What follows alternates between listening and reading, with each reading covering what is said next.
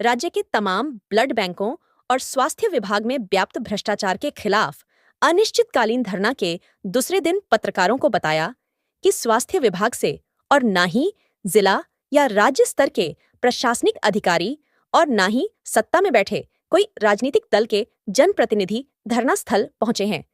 धरना में शामिल सामाजिक कार्यकर्ताओं में एक तरफ मायूसी तो दूसरी तरफ आक्रोश भी देखा जा रहा है।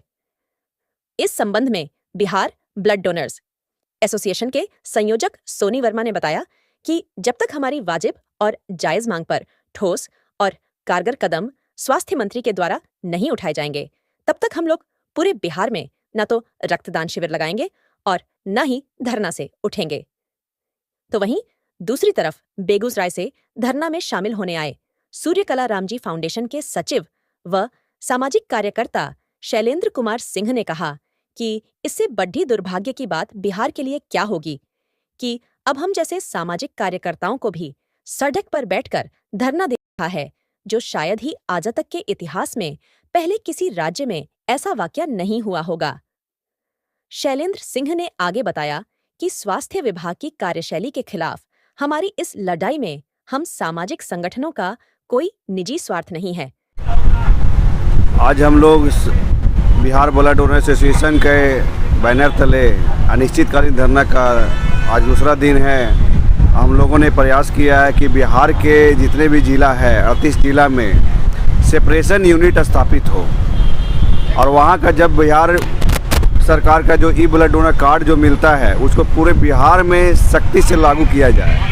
आप देखते हैं कि उसमें साफ साफ लिखा रहता है कि किसी भी सरकारी ब्लड बैंक से उस कार्ड पे ब्लड मुहैया हो जाएगी, लेकिन अफसोस होता है कि पूरा सरकार पटना में बैठी है और पटना के आप एम्स हॉस्पिटल और IGMS में आप जाके देखिएगा तो उस कार्ड का ही वैलिडिटी नहीं है, उस कार्ड पे ये ब्लड नहीं मिलता है। तो ये अफसोस है कि सरकार इस पर पूर्ण रूप से सहमत नहीं, उसको एक एक्टिविटी से काम नहीं करवा पा रही है। हम लोगों ने एक प्रयास किया है कि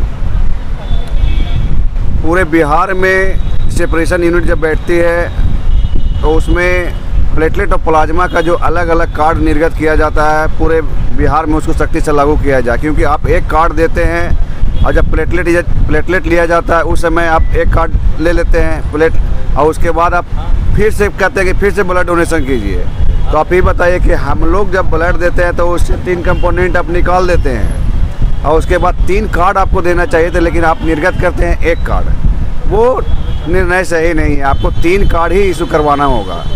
और हम लोगों ने प्रयास किया है कि ब्लड देते समय और ब्लड देकर जाते समय अगर डोनर को किसी प्रकार की अगर दिक्कत होती है तो सरकार इंश्योरेंस का भी मुहिम डोनर के साथ लाए। पूरे बिहार में 100 ml की बैग हर ब्लड बैंक में उपस्थित हो।